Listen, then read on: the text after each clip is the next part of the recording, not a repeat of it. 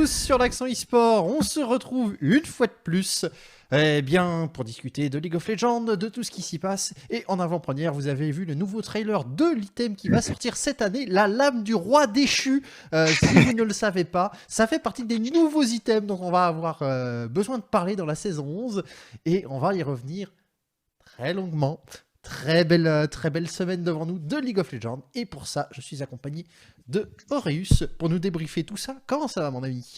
Bah écoute, ça va très très bien, très content de revenir pour l'Accent eSport. Alors, désolé, il n'y a pas eu Accent eSport la semaine dernière, mais vous le savez, on est dans un rush final, pas le rush final pour votre classement de LoL, ça c'est fini depuis un jour, 2 jours, quelque chose comme ça, 2 jours.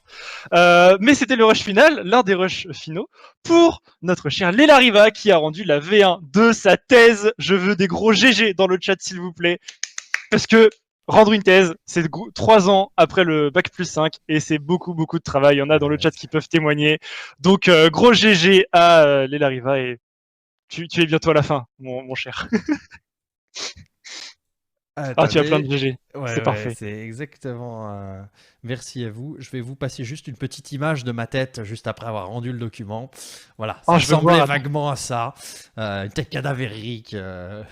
On avait l'impression que j'étais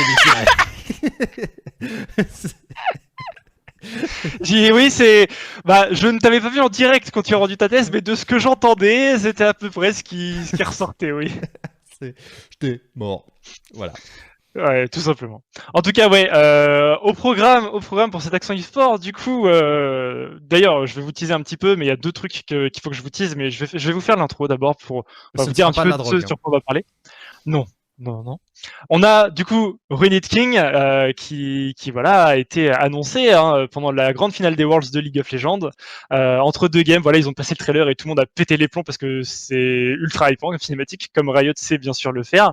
Donc on va vous parler de ça. On vous parlera également de Legends of Runeterra, puisque actuellement sur OGaming, pour ceux qui ne sont pas au courant, je caste et je suis accompagné par 3 autres casteurs et je caste les LOR Masters Europe, donc c'est la compétition européenne de Legends of Runeterra. Je suis accompagné de Nathalie, Nono et Gardoum et c'est trop bien, on s'éclate à caster ça et le tournoi est super intéressant. On a une équipe belge qui est très sympa, qui est bon. Après une première semaine de compétition qui est pas au top, mais on va y revenir.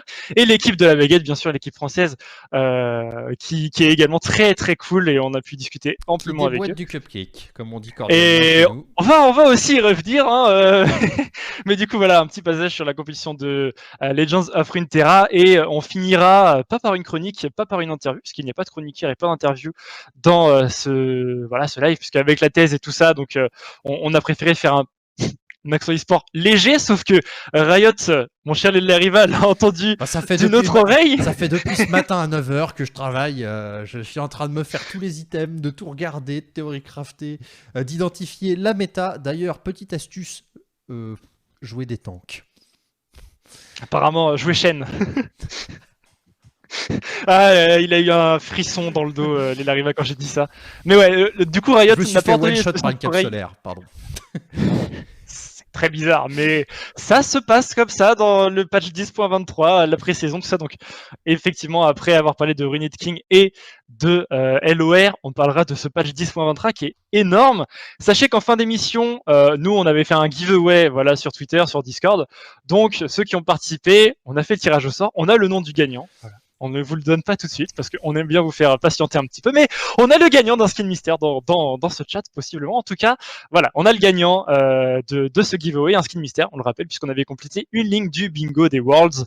Je pense qu'on a été très dur, on n'avait pas beaucoup de cases finalement qui ont été remplis, en tout cas des cases par-ci par-là, mais jamais de ligne. Heureusement, on en a eu au moins une. Non, mais c'est notre faute, on a trollé en disant il n'y aurait pas le seed 1 d'une région majeure qui vend 0,6. On a dit on la met pas cette case-là, ça nous gère 2 lignes, ça nous les empêche.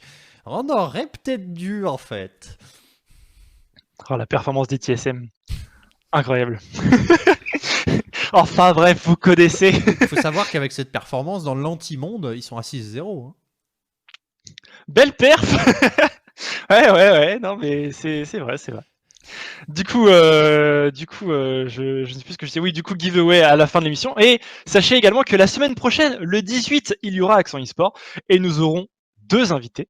On aura la partie news comme d'habitude. Pour la chronique, on va voir ce qu'on peut faire. J'imagine qu'on peut mettre en place une chronique.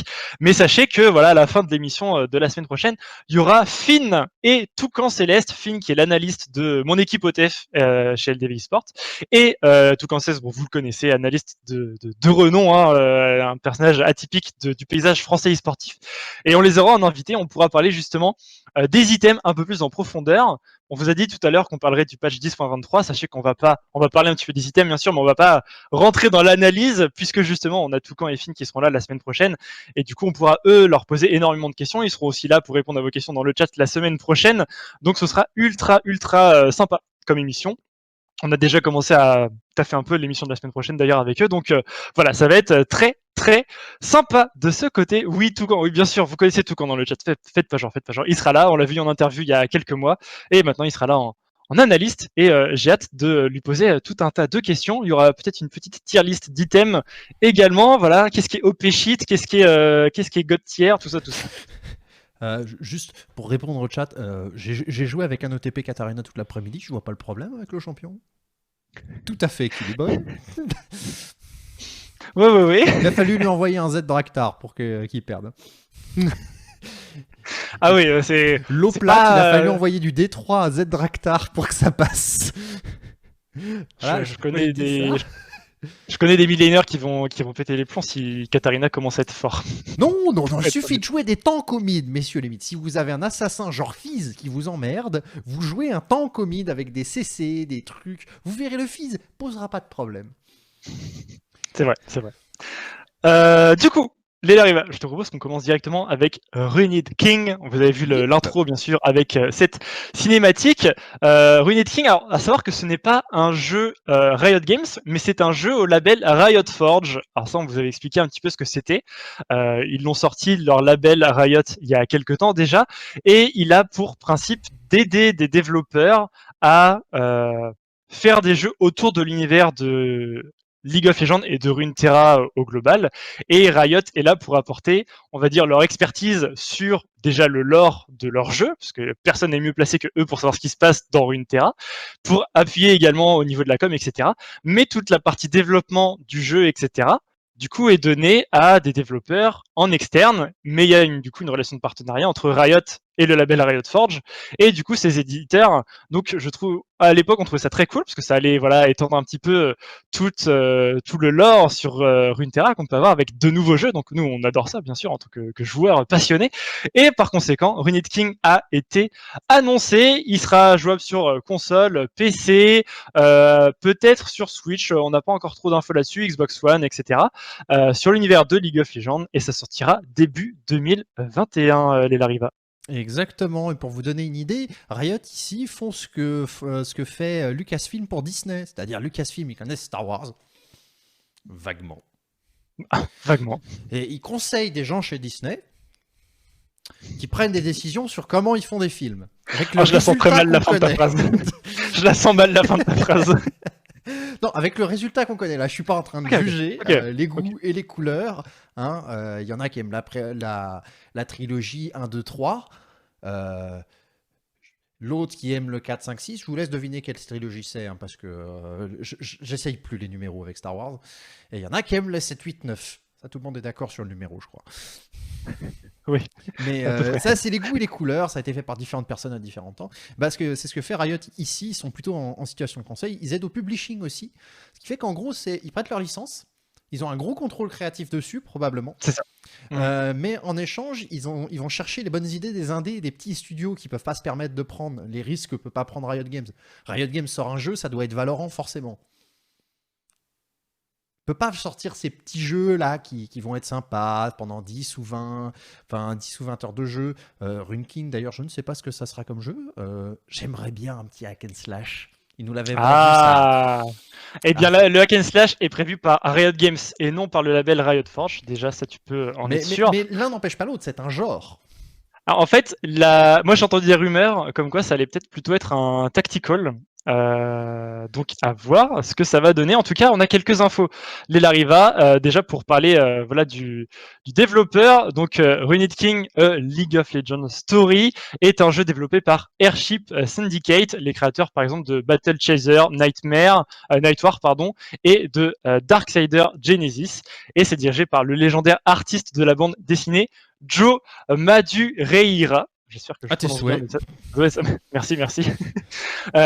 Il s'agit du premier jeu édité par Riot Forge, justement, ce RPG narratif en solo avec un système au tour par tour invite aussi bien le nouveau joueur à découvrir l'univers de LoL que les anciens à explorer ses plus grands mystères. L'histoire se déroule dans 2 régions de Runeterra, Bilgewater, la ville portuaire qui abrite des chasseurs et des monstres marins, le gang des Docks, voilà apparemment, et tous les contrebandiers du monde.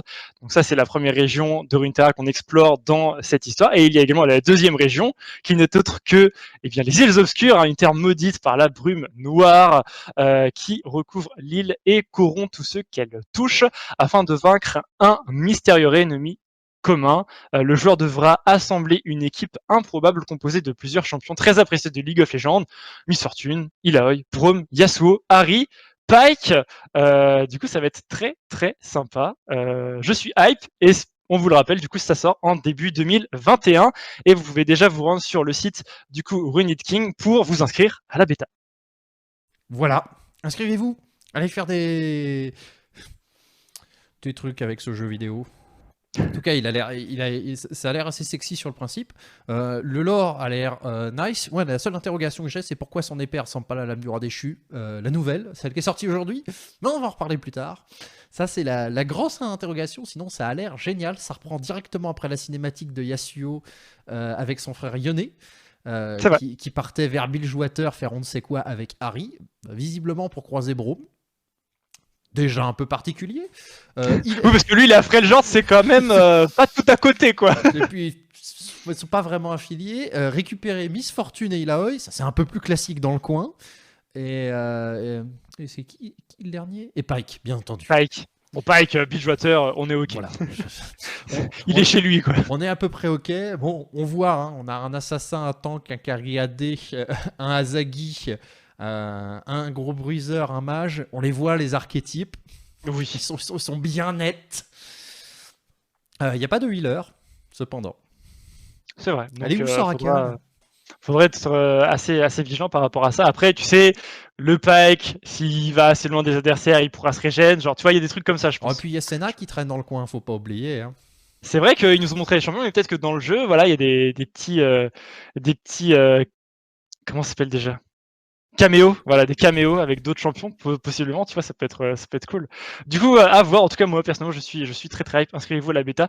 Et nous, on va pouvoir passer à notre deuxième sujet. Pour le coup, bien sûr, là, sur celui-ci, l'Elariva, je vais prendre la main, puisque j'ai participé activement sur celui-ci. Il s'agit de la compétition européenne de Legends of Runeterra, donc le jeu de cartes de Riot Games. Il y a 16 pays, voilà. Il y a en seed 1 qualifié la France est seed 1, avec Elix, Flaxo et Owi, voilà, qui sont nos représentants. Et dans les 4 premiers seeds, il y avait également l'Espagne, la Pologne et je l'ai. Laissez-moi une seconde, ça va me revenir. Je ne sais plus. J'ai pas suivi. L'Allemagne, c'est l'Allemagne. C'est bon. L'Allemagne qui est l'un des favoris. Il y a l'Allemagne aussi, du coup, qui est dans les 4 premiers seeds. Du coup, ces 4 équipes sont chacune en tête d'une poule. La France, elle, est dans le groupe C avec la Bulgarie, l'Italie et l'Autriche, ou l'Australie européenne, comme le dit si bien Nono. Dans le groupe D, il y a l'Allemagne, le Royaume-Uni, oui, la Norvège et la Tchéquie. Je ne sais pas pourquoi ils n'ont pas placé la République tchèque, mais bon, la Tchéquie, du coup, dans le groupe D. Dans le groupe B, Portugal, Pologne, Russie et Lettonie. Et dans le groupe A, justement, on retrouve la Belgique avec l'Espagne, la Roumanie et la Croatie. Donc ça se passe tous les week-ends de novembre, cette compétition, sur OGaming, à partir de 15h à peu près. D'ailleurs, ce samedi à 15h, je serai au cast du premier match et il y aura la France. Donc voilà, si à 15h samedi, vous ne faites rien, venez sur OGaming, ce sera très très cool. Et le format est assez particulier puisque ce qu'on a l'habitude de voir tout simplement dans les jeux de cartes, c'est du 1 contre 1 ou par équipe, mais bon, en général, c'est du 1 contre 1. Chaque joueur a 3 decks, et chaque joueur banne un deck adverse. Et du coup, il faut gagner avec les 2 autres decks. Ça, c'est un format classique Conquest qu'on a dans ce genre de tournoi. Eh bien, sachez que dans cette compétition des Européennes, enfin des Masters Europe, pour pas confondre avec les European Masters qui n'est pas du tout sur le même jeu, il y a 3 joueurs par équipe, 9 decks par équipe, et on ne banne pas un deck, on banne un champion. Et du coup, on va ban tous les decks qui sont associés à ce champion. Par exemple, dans le deck d'une équipe, il y a 2 fois Draven et que vous bannissez Draven, bah, les 2 decks avec Draven sont impossibles à jouer, voilà, tout simplement. Ça force à être versatile, au final. Ouais, complètement. On a vu en général dans les listes qu'on voit, bon, il y a des decks qui reviennent très souvent pour les connaisseurs un petit peu. Il y a du Trundle Trundak qui reviennent souvent, du Z Lee Sin qui reviennent souvent. C'est des archétypes qu'on voit régulièrement. Mais il y a un peu plus aussi d'originalité. On a vu du Ekarim avec du Thresh par exemple, qui est un très vieux deck mais qui arrive à ressortir. On a vu d'ailleurs du Darius Draven qui marche globalement assez bien. Mais du coup, eh ben, les joueurs, c'est un format qui trouve intéressant. Parce que pour le viewer et pour la visibilité du jeu, c'est très cool, parce que les viewers peuvent voir une multitude de decks, quoi. Mais par contre, pour jouer, c'est très compliqué. Par exemple, la Belgique, ils ont essayé de tout le temps pick les decks qui avaient le plus de chances de gagner par rapport aux decks qui étaient disponibles en face. En gros, tu fais 3 bans, donc tu bannes 3 champions. Donc tu peux te rendre un deck, on va dire, plutôt safe, en enlevant toutes les régions globalement qui contre ton champion, etc., ou ton deck, et jouer ce deck et être sûr de gagner. Ça, c'est une stratégie qui avait été pas mal employée. Et ensuite, dans la deuxième game, cherches à savoir ce que ton adversaire va jouer. Et tu sais quel deck, toi, tu as de disponible, tu sais quels sont les decks adverses qui sont disponibles, tu te dis, bah, s'il joue ça, il est soit even, soit bien dans les match-ups contre mes decks. Donc, globalement, c'est sûr que mon adversaire va prendre ça, donc vaut mieux que je prenne ça. Mais du coup, la Belgique s'est fait un petit peu brain en pensant comme les adversaires, là où leurs adversaires allaient plutôt sur des choix de confort, des decks contrôle entre guillemets basiques ou très communs. Du coup, voilà. Mais en tout cas, sachez que la compétition, elle a lieu tous les week-ends de novembre. La finale, c'est le 28 et le 29 novembre. Et qu'il y a vraiment des niveaux de jeu qui sont insane pour si vous aimez bien le jeu de cartes de Riot. Et je vous invite vraiment à venir parce qu'on s'amuse comme des fous. Et en plus, bah, la baguette a commencé fort parce qu'ils étaient à 1-0. Ouais, vraiment. La baguette La baguette, sauf qu'ils se sont fait éclater par l'Italie après ça. Il y a eu un petit souci en termes d'admin sur ce match d'ailleurs, Italie-France. Italie-France. C'est-à-dire, il y a eu simulation. Il y a eu un coup de boule en fait. Et du coup, non, mais en gros, tu as une heure précise où tu dois donner ta liste de decks. Bien sûr. Et l'Italie a donné sa liste de decks trop tard. Et de ce que j'ai compris, la France s'est pas préparée contre un deck qui n'était pas annoncé, alors qu'il était joué par l'Italie. Et du coup, il y a eu réclamation, mais la réclamation n'a pas été acceptée. Enfin, j'ai pas tout compris, mais en gros, il y a une histoire comme ça. Et c'est ce qui fait que la France s'est fait un petit peu avoir sur un match-up. Ouais, il y a eu simulation. Non, on envoie ces decks-là. Ah, en fait, c'est celui-là. Ah, il y a un petit truc, ouais, il y a un petit truc. Du coup, bon, la France est à 1-1 dans son groupe. L'Italie est tout devant à 2-0. Et par contre, la Belgique, elle est à 0-2. Malheureusement, elle a perdu ses 2 rencontres. Sachez qu'il y a une rencontre par jour par pays. Et que les matchs de poule, ça dure les 3 premiers week-ends. Donc voilà, si vous arrivez là ce week-end, par exemple, sur Gaming, pour suivre le tournoi, vous aurez loupé juste les 2 premières journées. Ça joue en match aller-retour pour chaque équipe ouais, par rapport au pays. C'est du BO3. C'est du BO3. Tu dois valider 2 decks. Non, si je veux dire, la Belgique va rencontrer 2 fois l'Espagne, 2 fois la Roumanie, 2 fois la Croatie. C'est BO3 aller-retour. D'accord, BO3 aller-retour. Pas sur les mêmes journées, mais ce sera pour les 3 autres journées. Quoi. Donc en gros, il y a 6 points à aller choper. 0-2, c'est un peu comme les Worlds, hein. C'est le même format au niveau des points. Dites-vous que 0-2, vous partez pas bien, mais c'est vraiment gênant à partir de 0-3, éliminatoire à partir de 0-4. Et les remontadas sont toujours possibles. Il suffit d'arrêter de s'auto-camoulox la tête. C'est vrai. Brain contre Brain, double Brain, triple Brain, et à la fin, au final, tu te retrouves avec une H face à un Z, et tu pleures. Un petit peu, ouais, un petit peu. Après, H contre Z, dans LOR, c'est pas aussi ça dépend du jeu, en effet. Ça se joue. En ce moment, jouer H contre Z... Dans LoL, évitez. Non, dans tous les cas. Hein. Genre, il n'y a jamais eu une méta où H battait Z. C'est clair. Du coup, voilà. Si vous êtes curieux de découvrir... On vulgarise aussi beaucoup le jeu.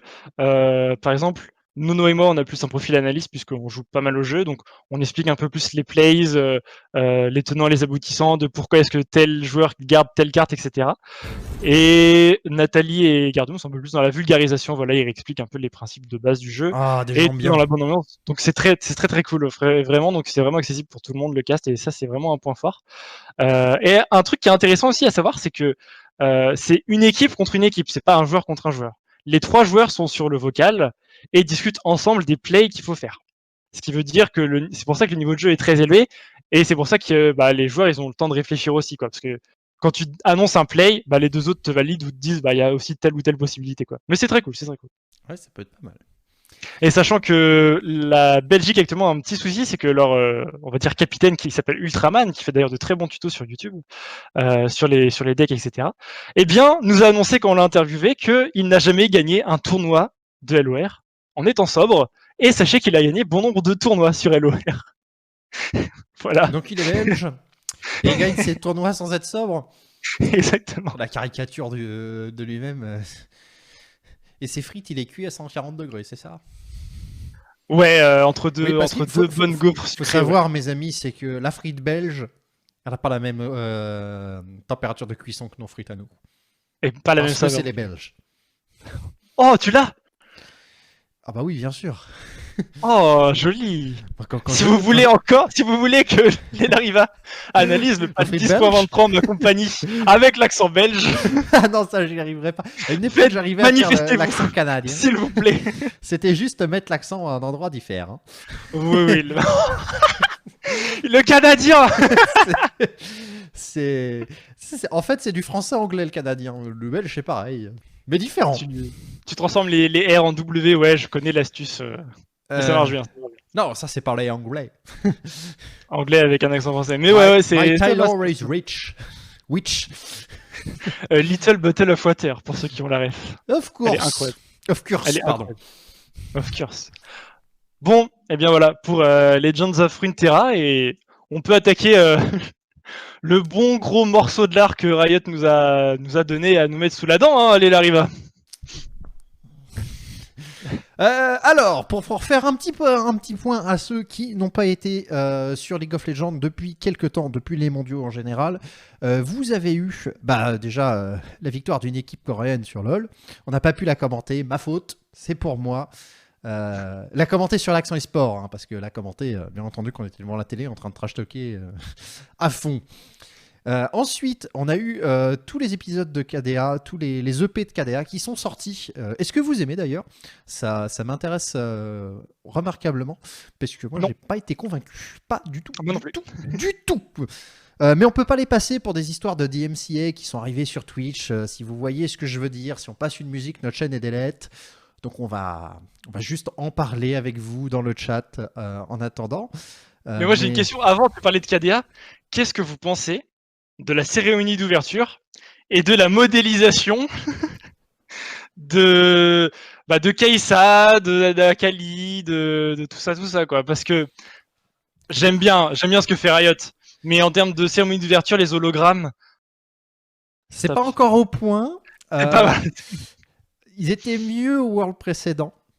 Ouais. Ils étaient mieux faits. Mais parce qu'il y avait un écran vraiment intégré globalement. Je trouve que là, cette année, ils sont mieux intégrés dans la stream. Mais alors, par contre, ça serait bien de pas avoir Lara Croft de PS1, quoi. Mais vrai, mais ses épaules et ses jambes me tiltent à Kai'Sa. Genre vraiment, j'étais en mode. Non, mais ils ont fait ça la veille pour le lendemain, genre c'est pas possible. Il y a un raté de modélisation. Si vous regardez, je vais aller vous chercher quelque chose sur ce qu'on est capable de faire à l'heure aujourd'hui. Elle est mieux, Lara. Merci, Tudal. Oui, Lara. C'est mieux modélisé sur PS2. Maveur, qui a des mots durs, mais clairs et nets. Je suis globalement d'accord avec toi, Maveur. C'est tout à fait sûr. Je prends quelque chose d'un peu vieux. Alors, ça date de 2011. Voilà. Entre nous. Alors, dès que ça charge, allez, Miku. Miku. Miku. Voilà. Miku. Ça, c'est ce qu'on faisait en 2011. C'est Hatsune Miku, c'est une Vocaloid. Donc pour ceux qui connaissent, Oui. vous connaissez. Pour ceux qui connaissent pas, c'est une artiste numérique. C'est une banque de sons qui a été créée par une boîte qui permet de chanter des chansons en anglais, en coréen, en japonais, je crois. Il y en a quelques-unes en français et en chinois en plus. Et à fond des concerts où c'est des projections sur des écrans. Mais en gros, en termes de modélisation, c'est tout à fait propre sans être vraiment HD avec tout. Là, vous les voyez sur les plans larges, vous avez 4 poteaux qui tiennent un panneau et vous avez des Vocaloids. Donc c'est des hologrammes mais qui sont fixes dans le plan. Ce que fait Riot, c'est de la surimpression vis-à-vis des caméras. Donc vous avez le plan de caméra et en fonction d'où est la caméra, il positionne pixel perfect le truc et calcule en temps réel ce qui doit se passer. C'est les deux technologies. En gros, celle-là, celle que vous voyez, ça marche très très bien. C'est précalculé, mais il faut tout faire avec. C'est-à-dire, c'est les musiciens qui s'adaptent au film et pas l'inverse. Là où, pour la surimpression caméra, tout doit être prévu au pouillem, sinon ça marche pas. Le truc, c'est que je sais pas ce qui s'est passé au niveau du précalcul, mais ils n'ont pas utilisé les mêmes modèles que dans la cinématique. Ils n'ont pas eu le temps de précalculer. Il y a quelque chose qui s'est mal passé. Je serais prêt à mettre ça sur le dos du Covid pour cette année. J'attends l'année prochaine. C'est vrai, mais tu sais que quand le clip KDA est sorti, où il y a l'introduction de Séraphine, il y a beaucoup de personnes qui disaient ouais, les graphismes sont cool, le son est cool, d'autres qui disaient bof bof, etc. Mais il y a un truc qui revenait souvent, même si t'apprécies ou t'apprécies pas, il y a quelque chose qui revenait souvent, c'est le fait que bah, t'avais vraiment l'impression que c'était du playback mal fait en fait. Et ça annonçait un peu, tu vois, cette cérémonie d'ouverture avec KDA qui était en mode bah c'est dégueu tout simplement. Alors j'ai rien contre Riot, hein, j'adore ce qu'ils font, mais c'est vrai que sur les cérémonies d'ouverture dans des grands stades comme ça, j'ai rarement été agréablement surpris. L'année dernière. Mais c'était pas un stade de foot, tu vois. C'était quelque chose de plus petit où t'avais une scène centrale qui était plus petite, qui était mieux aménagée et c'était vraiment plus sympa. Il y avait quoi, 11 000 personnes à l'Accor Hotel Arena, alors que dans un stade comme celui où ça a été fait en Chine, tu peux accueillir 40, 60 000 personnes. Genre, c'est pas du tout la même chose en termes de son et d'image. J'arrive pas à avoir une image nette. Pour vous remettre, ça ressemble à ça. KDA. J'ai le droit de mettre l'image, j'ai pas le droit de mettre le son. C'est ça. La modélisation, comme tu dis, génial. Le playback, moi j'ai pas vu. Perso. Même si j'avoue que pour une cinématique, c'est forcément du playback. Par définition. Non, mais ce que je veux dire, c'est que t'entendais le son et le mouvement des lèvres était dégueulasse. Ah, il y avait un problème de sync. Ouais. Ça, j'ai pas vu la lip sync. Par contre, petit hors-sujet, si vous voulez voir comment on fait de la lip sync automatique, comment vous animez des visages automatiquement avec des émotions, des haussements de sourcils, des O, des A, et qu'est-ce qui fait qu'un visage est réaliste, et c'est pour ça que KDA ça marche pas d'ailleurs. Vous avez une excellente vidéo YouTube d'une 20aine de minutes sur des chercheurs qui ont fait ça pour Cyberpunk.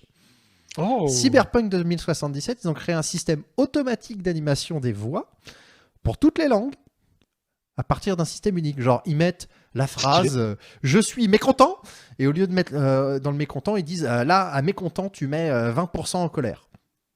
Et le reste, c'est ton normal. Et en fait, en fonction des langues, ils ont entraîné des IA de manière à pouvoir faire toute l'animation faciale directement. Ah, d'ailleurs, est-ce que quelqu'un dans le chat peut me clipper ce mécontent? Je suis mécontent, s'il vous plaît. Je pense qu'on peut le réutiliser pour.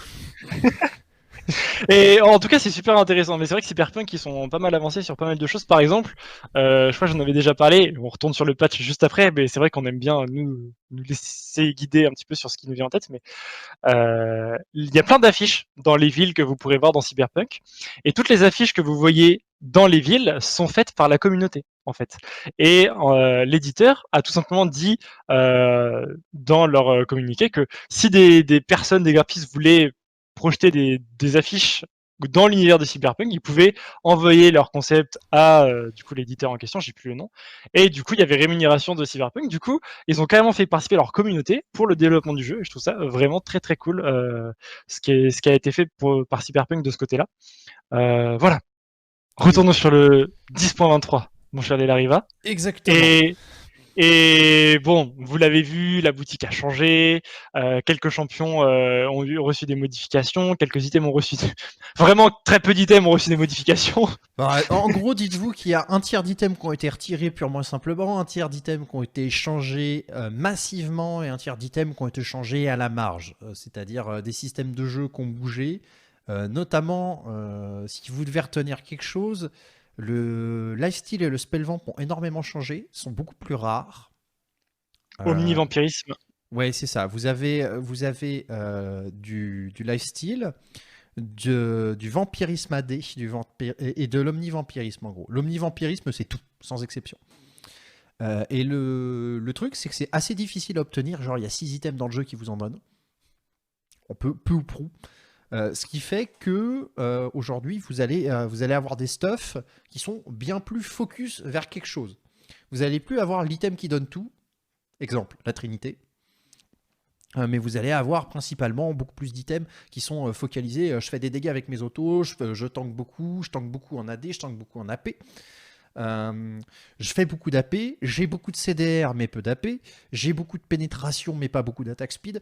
Vous avez toujours des trade-offs à faire et tous vos items ne vous donnent pas la même chose. Si vous voulez avoir un build ultra spécialisé en pénétration, j'en ai pris un sur une Miss Fortune, elle était capable de nous one-shot d'un barrage de plomb avec 5 items de pénétration.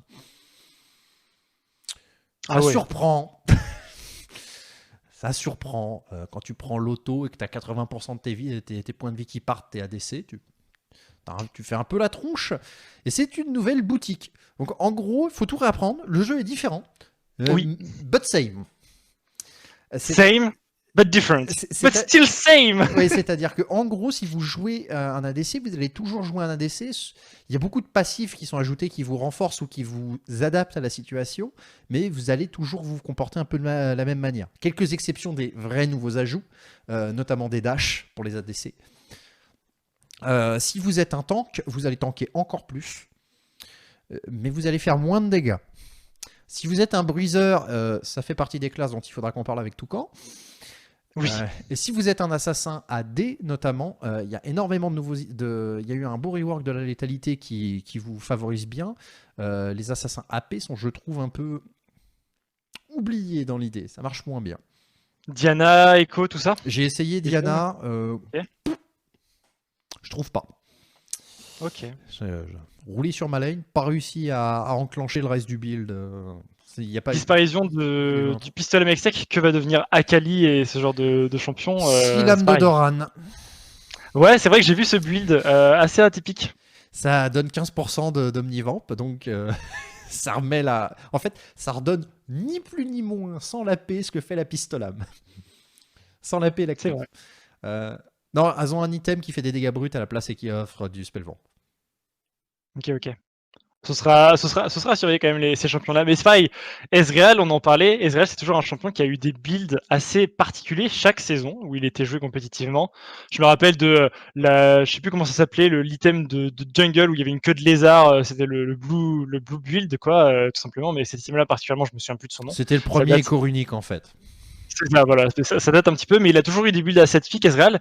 Et là, Ezreal, l'Elariva, on pense tout de suite à un changement assez conséquent qui concerne la larme de la déesse. La larme de la déesse, et bien maintenant, c'est un item de starter, elle coûte 400 PO. Elle se stack de la même manière, entre guillemets. Il faut toucher. Sauf que faut toucher, voilà, vous pouvez plus balancer vos spells comme ça juste pour stacker, il faut toucher des cibles, c'est 3 manas supplémentaires sur les sbires, les monstres de la jungle, etc. Et c'est doublé pour les champions, donc ça passe à 6 manas supplémentaires. Et du coup, le fait qu'on ait une larme de DS qui ne soit plus stackable aussi facilement, mais qu'on peut avoir plus tôt, c'est quand même une sacrée modification pour un early game, pour le champion, enfin pour l'early game d'un champion comme Ezreal, pour Cassiopeia, Orianna, tous ces champions qui pouvaient build la larme de la DS. C'est assez atypique. Qu'est-ce que toi tu en penses, Lelariva? J'ai testé. Je trouve que la larme de la DS est assez intéressante. Il est possible qu'on voit des abus très secs avec, dans le sens où vous pouvez démarrer avec. Donc ça c'est cool parce que l'alarme de la DS avant c'était un peu bâtard. C'était un item à 700 gold, donc c'est un peu plus haut que le cristal de saphir. 850 pardon. Mais qui vous donnait rien, il fallait faire un back rapide, donc vous étiez off timing par rapport au back de tout le monde, ça vous offrait pas de phase de lane. Là c'est moins fort, mais vous l'avez genre tout de suite, vous sacrifiez beaucoup moins. Et même plus intéressant, je l'ai fait. Juste, à un moment donné, j'étais bien dans mon match-up, mais j'avais besoin de rester en lane longtemps. Ok. Juste, j'ai acheté une arme de la DS. Je l'ai laissé stacker tout seul en me disant, bon, sinon, je la revends pour 350 et ça m'a fourni de la mana quand j'en ai eu besoin. Parce que ça donne C'est beaucoup de vrai. mana. Oui, oui. Pour 400 gold, c'est assez intéressant. Pourquoi acheter un cristal de saphir quand tu peux acheter une arme de la DS? Ça fait la même chose, mais en mieux. Mhm. Si vous voulez la transformer, bah, l'archange est toujours disponible. Plus de shield dessus, cependant. La mana mune, c'est ni plus ni moins que le même item, donc c'est toujours aussi broken. Exact. Donc en soi, l'alarme de Haldès, je trouve que c'est vraiment l'alarme d'Haldès que prend Ezreal dans la cinématique. Et vous l'avez, ça prend pas de place, ça coûte pas grand chose, et ça fait exactement le taf qu'on attend d'elle. Donc c'est plutôt pas mal, plutôt Ouais, agréablement surpris. Ok, je vois ce que tu veux dire. D'ailleurs, vous voyez sur l'écran, objet mythique, Luden, Gel éternel et Liandry. Sachez que vous pouvez avoir qu'un item, pas légendaire du coup mythique, en poche. Donc, les builds Luden, Liandry, qu'on pouvait parfois voir, Rip. et ça n'est plus possible, tout simplement. Ce genre de build sur des AP n'est plus possible, on ne peut plus avoir et Luden, et Liandry. Du coup, il faudra faire un choix. Est-ce qu'on veut, on va dire, un pool de mana plus élevé et un peu plus de DPH, ou est-ce qu'on veut plutôt de l'anti-tank? Qu'est-ce que tu penses de ce genre de changement? Pareil, c'est quand même un gros parti pris qui est fait par Riot là-dessus. On en parlera probablement la semaine prochaine, mais j'ai une grosse remarque à faire sur les items. Donc, pour vous refaire, chaque item a un tiers. Il y a les objets de base, enfin, il y a les objets de départ, qui sont tous les Doran en gros. Hein. Doran, l'arme de la déesse, Dark Seals. Vous avez les objets de base, qui vont... c'est tous les objets que vous achetez sans qu'il y ait de prérequis en dessous. Genre, de la BF Sword au cristal de saphir, en passant par Odak Daes aux épées longues. Et après, vous avez des tiers de épiques, les tiers 2, légendaires, les tiers 3, et les mythiques. Alors, les mythiques sont souvent un poil plus puissants que les légendaires, mais pas tant que ça. Ils ont surtout, vous ne pouvez acheter qu'un seul mythique. Et ils ont un passif qui fait que le mythique va vous donner un bonus passif pour chaque légendaire supplémentaire que vous avez. Les bonus sont assez faibles, parce que l'air de rien, vous obtenez 4% de pénétration, 5 d'ability haste, donc la nouvelle CDR, ce qui équivaut à 2,5 de CDR par item. Donc ça match en full build, vous avez un bonus qui est assez sympathique, vous avez plus de 20% de CDR, mettons. Mais c'est pas aussi broken qu'on dit. On parle des mythiques comme des gros objets. Les légendaires, c'est des mythiques, et si le passif vous convient, c'est plus fort qu'un mythique. Et le mythique, c'est vraiment utile qu'à 3-4 items le passif. Donc en gros, les mythiques, c'est des trucs un peu particuliers pour aller chercher un passif particulier qui va focaliser dans votre build. C'est bien résumé, je trouve. T'as vu là, il y a les items jungle aussi qui ont changé. Il n'y a plus. Il n'y a plus machette, talisman, into item bleu ou item rouge. Maintenant, c'est des items que vous commencez avec, bien sûr. Et au bout de 5 smites utilisés, l'item se consomme et votre smite évolue. Vous gardez les statistiques de l'item, ce qui permet à des champions Je vous récupère ça. et ce qui permet à certains champions, du coup, qui de base n'allaient pas terminer leur item jungle, de complètement gagner du temps, parce que tu n'as vraiment pas cette, on va dire, frustration d'avoir un item qui remplit ton inventaire et qui est un peu un item mort, qui est juste là pour te rendre du mana. Je pense au talisman pour Shaco par exemple, mais il y a d'autres junglers pour qui ça marche. Là, l'item il est consommé, tu gagnes le smite et tu peux directement aller sur Draktar, Trinité ou n'importe selon le style de jeu que tu veux faire, ou de la tankiness si tu es plutôt un jungler tanky comme de la Sejuani, etc. C'est plutôt intéressant, je trouve, comme modification. On a testé en long, en large et en travers. Donc en gros, vous gardez toujours le smite bleu, le smite rouge. Hein. C'est juste que vous achetez un couteau, la lame des frimas et le couteau incandescent, de la bonne couleur, qui vous fournit le bon châtiment. Et ensuite, eh bien, ça vous donne toutes les statistiques qu'il y avait dans l'item de jungle. Et vous les gagnez, comme dit Aureus, il disparaît au bout de 5 smites et vous gagnez définitivement ses stats, ce qui vous permet en fait d'être parfaitement tranquille vis-à-vis de vos builds. Et donc, vous n'avez pas à finir votre item jungle, qui était un item à gold avant, faut le savoir. Il était considéré comme un item à gold. Donc, vous aviez... Et ça, c'est un truc hyper important. Un debuff anti-funneling dedans. Des buffs qui viennent de disparaître. Oh oui, tiens, je me suis pas posé la question. Mais qu'en est-il du funneling dans cette métal et l'Ariva? On n'a pas encore testé. Mais testons ça. Mais clairement, Alors- je vois pas ce qui l'empêche maintenant. Alors, avant que vous nous insultiez de tous les noms d'oiseaux que vous connaissez, sachez que le funneling, nous avec les Lariva et Feudral, nous jouions en 3v3. Nous étions mid à top diamant, voilà. Et on allait challenge des Grandmasters, des challengers de la 3v3. Et on était de sacrés contenders sur cette map en Europe de l'Ouest. Et il y avait deux métas, la méta un top laner, un bot laner et un jungler, et la méta funneling où en gros il y a un support et un hyper carry et un mage au bot. Et le support est là pour, on va dire, apporter du contrôle de l'utilitaire, mais il ne prend pas de gold. Et en gros, votre game, c'est optimiser vos rotations entre la lane, la jungle, les ganks, la lane, la jungle, les ganks, etc. Et quand vous avez ça de très bien optimisé, vous avez des items très rapidement. D'où le nom de Hyper Carry, Darius, quel bonheur, quand il a 4 items à 12 minutes de jeu. Et du coup, ou Kyle, hein, ça marche pareil. Et du coup, c'est une stratégie qui commençait à sortir en solo queue en 2017-2018 Maître à peu près. Yitarik, en gros. Maître Yitarik, voilà. Et ce à quoi, quand on a vu que c'était bien, on s'est dit, mais c'est trop bien, parce que c'est un nouvel ajout à la méta, c'est vraiment une méta différente, et ça peut vraiment être intéressant d'avoir une méta comme ça, un petit peu atypique, comme le fait qu'il n'y ait pas tout le temps des AD carry robots, parfois il y a des mages, et c'est très sympa. Du coup, ouais, faudrait réussir le funnel, parce que en 5v5, ça a été nerf, le funneling, Riot n'en a pas envie, tout simplement. Attends, mais ça veut dire que le smite top, ça marche aussi maintenant? Ouais, je pense que tu peux prendre des Que smites tu au top. startes avec le châtiment éclairé. Parce que le smite rouge en top lane, ça peut être vraiment fort. Là, on commence à avoir des trucs. Là, les gars, on commence à avoir des trucs. Oh là, il y a de l'abus.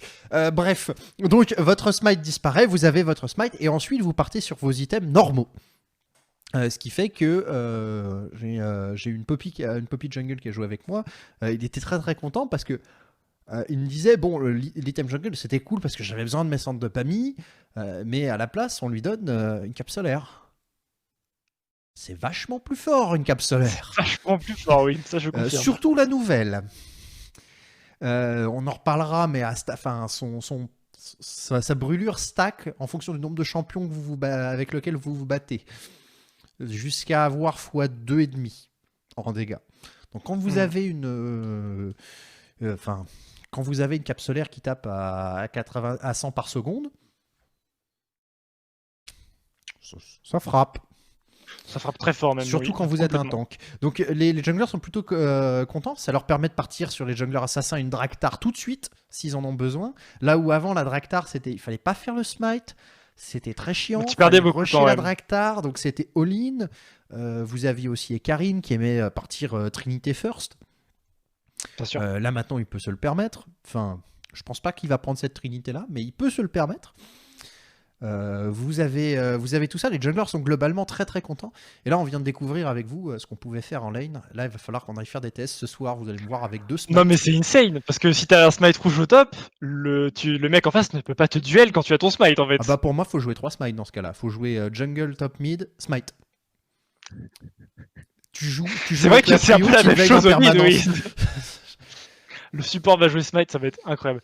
Et l'item support award est plus considéré comme item gold aussi, j'imagine. Tous les jungles en compétition vont le prendre à l'image du smite vert, je pense. Les Lariva, petit avis sur... Tu as fait bugger les Lariva. Alors déjà, Kiki, bien joué. Tout le monde ne peut pas s'en vanter. Oh la vache! Alors, donc on peut... Résumons. On peut arriver au top. Avec un flash, un smite, un item... et acheter plus tard un item award. Le split pusher que je suis dit oui à cette stratégie. Oui, tu m'étonnes.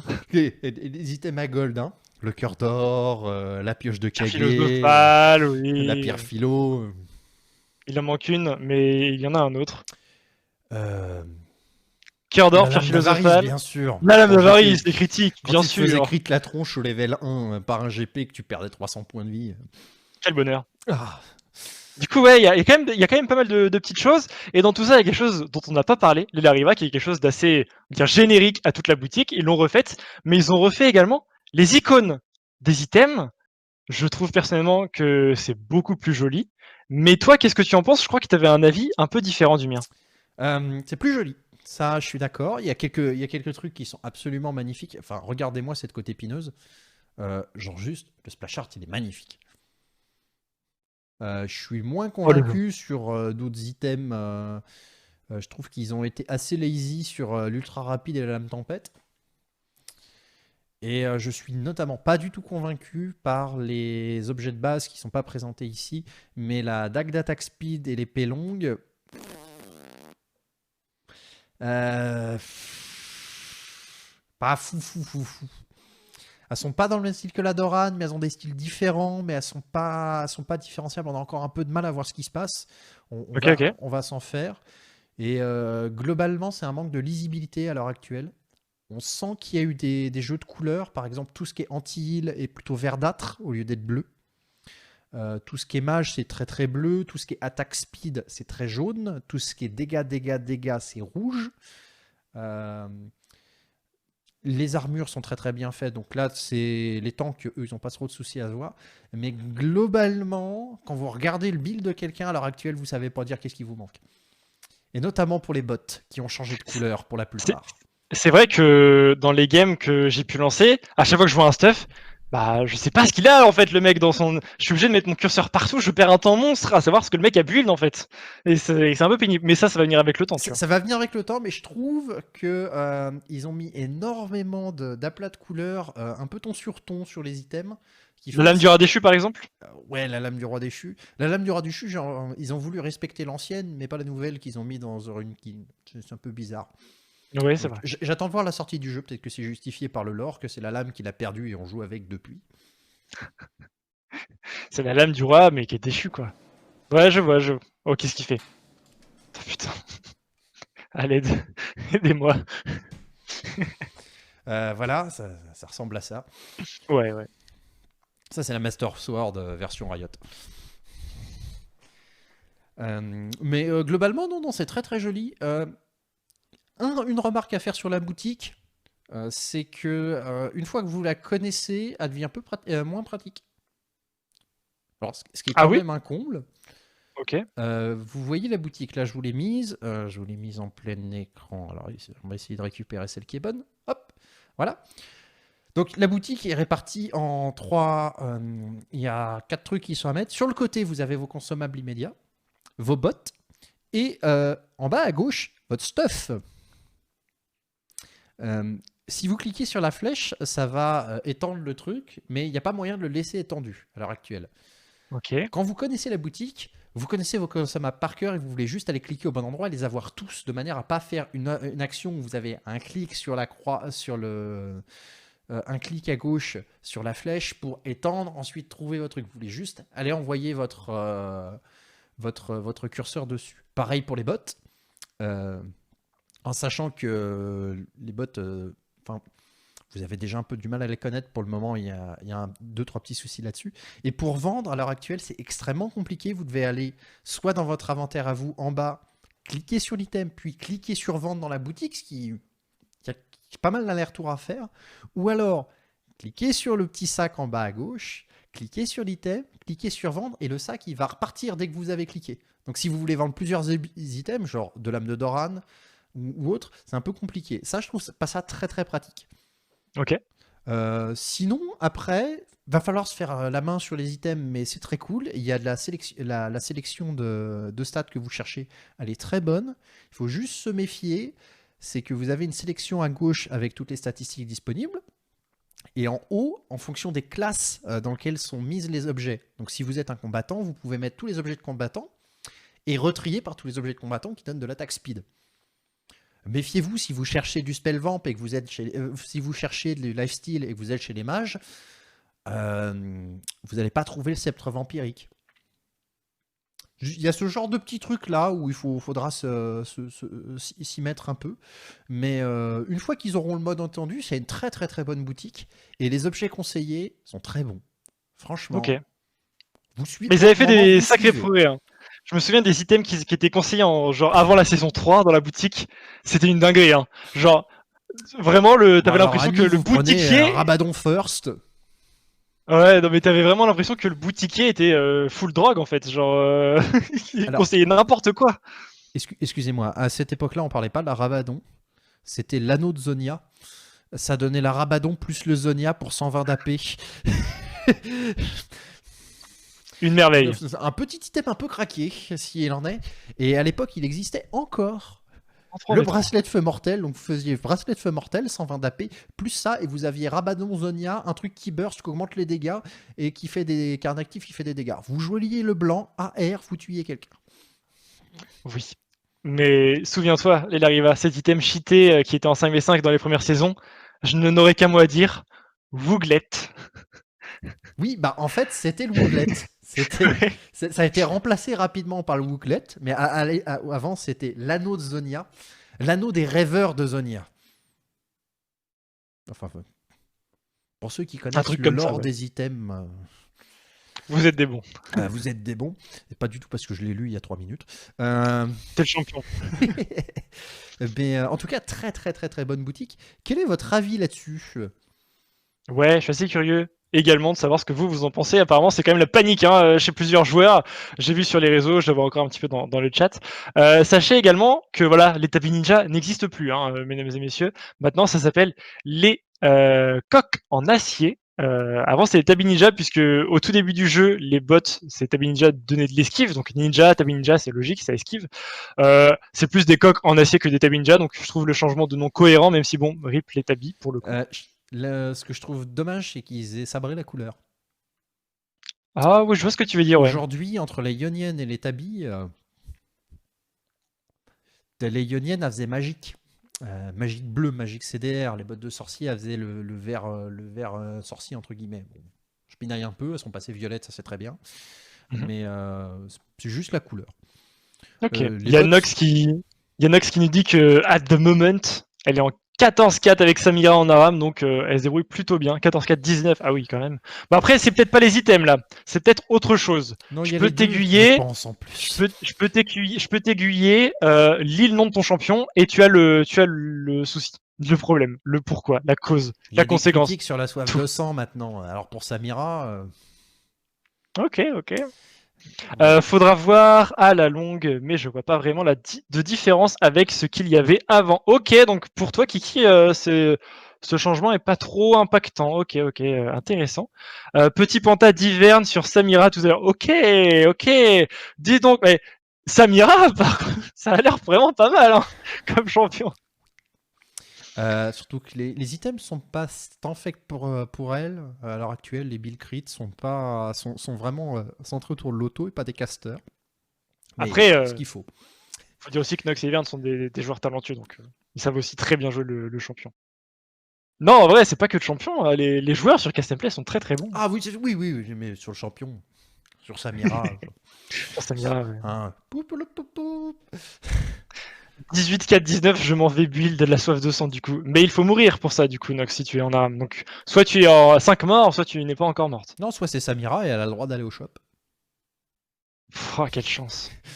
D'ailleurs, j'ai encore deux choses à aborder sur ce patch. Il y a des changements au niveau des runes, mais j'y reviendrai juste après vous donner un nom de champion en 4 lettres et avec les items mythiques, savoir ce que ça vous évoque. En 4 lettres, un champion. Ornn, l'Elariva. Ornn qui forge des items dans ce nouveau patch. Tu en penses quoi? C'est paradoxalement moins fort. Ah ouais? Parce qu'il a T'en le as croisé? droit. Non, mais il a le droit d'upgrade qu'un seul de ses mythiques, puisqu'il a le droit d'avoir qu'un seul mythique. Ah, donc c'est moins bien pour lui du coup. Donc Ouais. il perd 1000 gold. Hmm. Il perd 1000 gold sur son level. Ça paraît rien, mais ça, c'est un gros nerf. Sur Ornn, net, sec, il perd 1000 gold. Voilà. Enfin, ou 750, je sais plus, mais il perd énormément de valeur. C'est intéressant, c'est que grosso modo, bah, c'est la même chose, mais il a plus d'objets à améliorer. Donc on ne se retrouvera pas dans la circonstance où on n'a que des items qui sont inaméliorables. J'ai peur qu'il soit très fort avec la nouvelle cape solaire.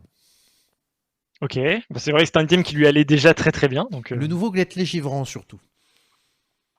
Qui... Bon, on y reviendra, mais pour ceux qui ignorent, le gantelet givrant aujourd'hui est une cape solaire de glace. Il n'y a plus les dégâts de brillance dessus, mais il y a toujours la zone quand vous mettez un spell et une auto. Mais vous avez une immolation disponible qui fonctionne comme celle de la cape solaire, en étant un peu moins forte en termes de dégâts. Vous avez du slow. Et j'ai peur que ça soit très très très très très fort sur Horde, parce que c'est la version anti-AD pure. Vous avez 3 capes solaires en fait. Une anti-AD, qui slow, c'est le gantelet givrant. La normale, la cape solaire classique, qui fournit de l'ARM et de l'armure, qui elle fait beaucoup de dégâts. Et vous avez alors ils appellent ça le Chem Tank, le Overdrive Chem Tank, quelque chose comme ça. Non, Turbo Chem Tank, qui est en fait la gloire du juste, mais qui est une cape solaire spécialisée anti-AP, et qui vous donne une gloire du juste au passage. Et vous avez ces 3 choix-là quand vous êtes tank, et c'est très rigolo, parce que le dépush c'était nécessaire pour les tanks. Donc là, tous les tanks, ils ont du dépush en fonction de ce qu'ils veulent faire. Mais les objets qui vont avec, genre si vous voulez le gantelet givrant, il faudra que vous soyez face à des AD. Bon, en général, pour le gantelet givrant, ok. Si vous voulez une cape solaire, c'est safe, vous êtes bon contre tout, c'est la nouvelle, ça m'a l'air d'être la nouvelle danse de la mort. Ok. Dans le sens où vous prenez la cape solaire, ça vous fait des dégâts, de l'armure, des PV, de la résistance magique, du dépush, vous avez juste pas de lifesteal, mais vous avez tout le reste. Et vous avez la gloire du juste, qui elle est spécialisée anti-AP. Ça change, parce que la gloire du juste, avant, c'était un item généraliste qui vous donnait un peu de mana, un peu d'armure, un peu de CDR, et surtout la move speed, c'est pour ça que vous le preniez.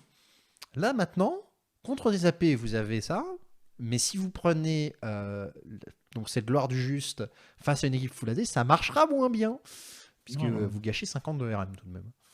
Ah ouais, c'est dommage. Ok, bah, de toute façon, il y a plein d'optimisations à aller chercher et comprendre bien quels items se synergisent bien avec lesquels. Autre point à aborder sur ce patch, je vais te demander sur ton split screen avec le patch 10.23 de descendre au niveau de Twitch. C'est quasiment en bas de la page, parce que Twitch, je ne sais pas si vous êtes au courant, vous qui nous regardez, mais il a pas mal changé Twitch sur ce patch. Il a gagné énormément de ratio AP sur son passif, son Z et son E. Il y a des builds sur Twitch qui sont sortis où tu peux jouer énormément d'AP, et sachez que ça marche plutôt très bien. Qu'est-ce que tu penses de ce renouveau, de ce champion au nom bien connu sur les plateformes de stream? Eh ben, joli. Joli. Je salue la référence. C'est hyper chelou. Riot Games, ils ont passé leur temps à sabrer ce genre de build alternative. C'est un Skaven, t'inquiète. Mettre IAP, dès qu'il y avait un ratio AP à peu près exploitable sur un champion, il lui cassait la gueule, à tel point que je crois que Xinapé, ça se joue plus. Ça se joue plus, non. Et là, ils reviennent sur Twitch. Ils veulent un ADC AP, ils ont déjà Corki. Twitch, c'est un assassin. Alors, si en plus on peut jouer AP. Ah, tu l'as ton assassin AP? Et il s'arrange pour le sortir de la jungle en plus. Ça c'est le truc bizarre. Dans le sens où vous pouvez essayer de regarder, mais le kite de la jungle a été réduit. Donc ça, c'est typiquement, ça s'adresse à Twitch. S'il y a bien un champion à qui ça s'adresse, c'est Twitch. Donc ensuite, ouais, c'est cool. 3% de la puissance en dégâts par seconde, à 6 effets, 108% de la puissance en 6 secondes en plus, pour le passif, donc c'est un ratio de 1 quand vous touchez quelqu'un. Vous avez le Z qui ralentit avec la puissance, vous avez la contamination qui fait des dégâts en fonction de la puissance, en sachant que si vous avez lu les patchs, la dent de Nashor est bien plus forte maintenant. Elle a plus de CDR, mais en échange, elle a gagné 0,1 de ratio sur son passif de dégâts et 20 d'AP. Donc c'est un item à 100 d'AP maintenant, et qui en plus offre très rapidement plus 100 dégâts par auto sur vos autos. Donc en soi, il y a de la place pour un AD carry qui fait des dégâts AP, il y a de la pénétration qui traîne un peu partout, il y a des items un peu craqués en AP. C'est cool! C'est cool qu'il fasse ça. C'est inattendu. Alors moi, personnellement, j'aime beaucoup quand il y a des builds secondaires ou atypiques sur un champion. Tu vois. Moi aussi. J'aime beaucoup ça. Je trouve que ça apporte vraiment quelque chose au jeu qui est vraiment super cool. Tu peux avoir une composition et la jouer de manière vraiment inattendu et j'adore ça. J'aimerais qu'il y ait plus de champions comme Twitch où bah, tu sais que c'est un AD carry qui va jouer sur le scaling, sur voilà, le fait d'avoir beaucoup d'items AD, attack speed pour faire des gros dégâts en fight, etc. Mais le fait que tu aies ça, tu peux potentiellement jouer AP, ça rajoute un truc. Quand je vois, tu vois, ce champion, je peux pas m'empêcher à penser à Yi, effectivement, qui était joué AD, vitesse d'attaque, et également on pouvait le jouer AP à une époque. C'était incroyable d'ailleurs. T'avais un Metroid, tu savais pas s'il partait AD, AP, tu pouvais regarder la compo, elle était équilibrée à côté, donc tu pouvais faire un peu ce qu'il voulait. T'as Shaco, si, Shaco, tu peux le jouer aussi bien AD que AP. C'est Hein, probablement un des meilleurs exemples du ouais. switch ADAP avec les conséquences que ça a. Trindamere aussi qui est capable de faire ça. Vous connaissez moins, mais Yori qui a une version AP. Oui, Pas avec full le AP, Liandry incroyable sur mais Yorick. juste vous faites une version qui c'était gantelet givrant couperet noir Liandry. Vous regardez les tanks entre les yeux. Vous avez 40% de CDR. Vous leur enlevez leur armure, leur PV max. Vous avez de la mana pour leur tomber dessus et genre les tanks ils font et après une danse de la mort. Parce que la DD quoi. Parce que la danse de la mort proc sur les ghouls. Donc si les ghouls vous soignent, vous êtes 5 à lifesteal sur la tête du type. Vous êtes bien. Ah oui, plus votre... Non, vous êtes 6, puisqu'en plus, il y a votre ultime qui... Parce que les dégâts qu'il fait en AP vous soignent avec le Liandry. Bien entendu. Plus d'une fois, j'ai tué un tank en envoyant tout et en me barrant. Insane. Mais c'est vrai que Yorick, ça marche aussi. C'est ce genre de petit build alternatif.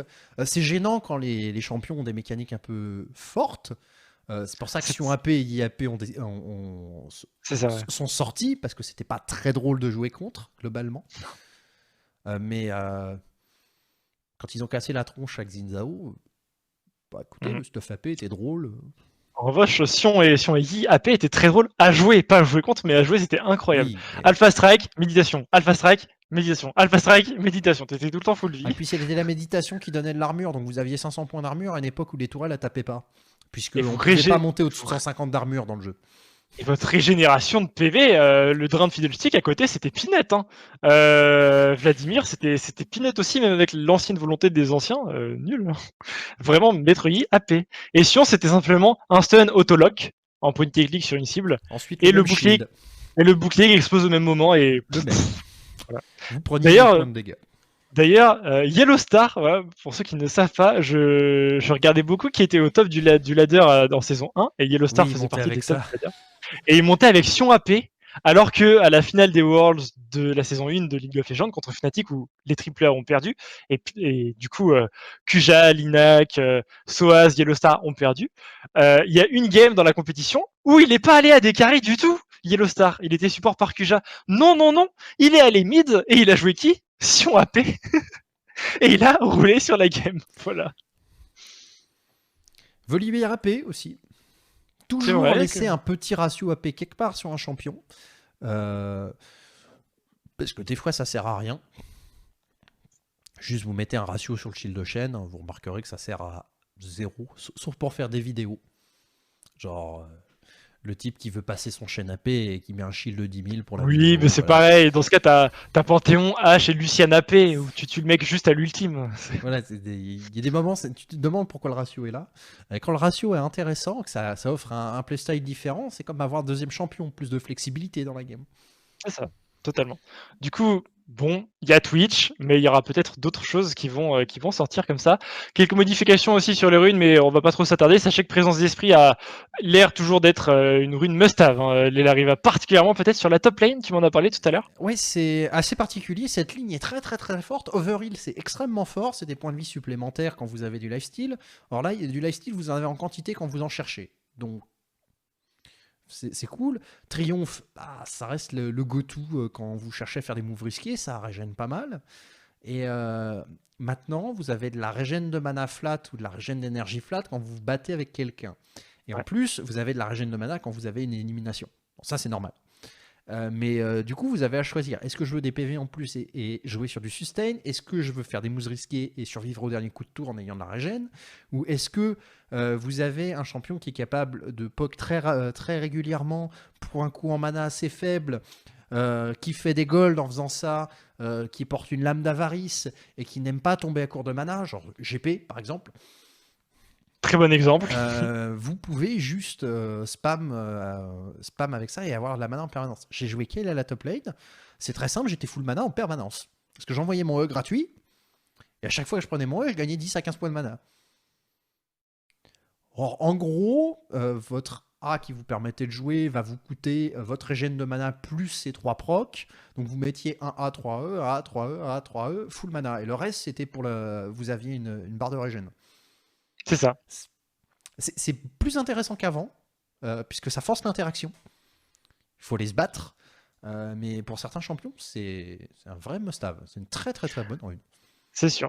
Kiki qui nous demande, mais ça donne toujours les 500 de mana Non. avec les 5 premiers kills. Non, ça ils l'ont enlevé par contre. Non, non. Maintenant, alors, l'ancien texte, c'était après un délai de 1 seconde, participer à l'élimination d'un champion vaut un 20% de votre mana max ou de votre énergie max et augmente votre mana max de 100 ou votre énergie max de 10 jusqu'à 5 fois. D'où les 500 que tu as mentionné. Maintenant, le texte, c'est blesser un champion ennemi augmente la régénération de votre mana de 1,5 à 11 selon le niveau de ton champion, et 80% pour les champions à distance, de ce montant que je viens de te dire, par seconde pendant 4 secondes. Et les utilisateurs d'énergie, eux, récupèrent 1,5 points d'énergie par seconde à la place, et participer à l'émission d'un champion rend 15% de votre mana max ou de votre énergie max. Voilà. Mais du coup, tu as une régène qui est vraiment accrue pour le coup. Vous prenez, ça va. Je pense que c'est une rune qui est vitale sur GP, puisque son pourparler coûte assez peu cher et en gros, Ouais. comme il est mêlé, il va très rapidement avoir un refund de 15-20 points de mana, ce qui va lui permettre en achetant juste un charme féerique de permacu, en fait. Pour un mêlé, vous partez du principe que vous régénérez entre 6 et 44 points de mana par interaction. Et pour un distance, c'est 5 à 40. C'est cool. Plutôt sympa. Mais grosso modo, sur les phases de lane, ça aide vraiment. Ça aide vraiment à se maintenir haut en mana. Ça va être probablement très fort sur les tanks. Ça va changer la manière dont on aborde cet arbre en secondaire. Parce que jusqu'à présent, on avait vraiment le choix. Bon, c'était Overheal Soin, ou alors on jouait Triomphe Abattage pour avoir les dégâts. Mais là, on a une ligne supplémentaire en haut qui fait vous voulez de la mana et ensuite il vous faut vous en choisir une deuxième. C'est est-ce que vous voulez de l'anti-CC? Donc, mana anti-CC pour les tanks, c'est cool, puisque l'air de rien, on a renforcé l'effet de la ténacité, mais il y en a moins dans le jeu. À se faire avec la gloire du juste. La ténacité en plus. C'est ça. Donc c'est une rune qui prend de la valeur, mais vous pouvez aussi vouloir de la mana et des dégâts. Donc c'est probablement l'arbre secondaire le plus intéressant parce que les 9 choix sont vraiment disponibles et impactants. C'est pas comme l'arbre de domination où vous êtes un peu coincé sur ce que vous voulez faire sur la dernière ligne. La ligne du milieu, vous êtes jungler, vous prenez les Ward Fantômes ou sinon vous prenez arrachage. Le poro, plus personne l'utilise.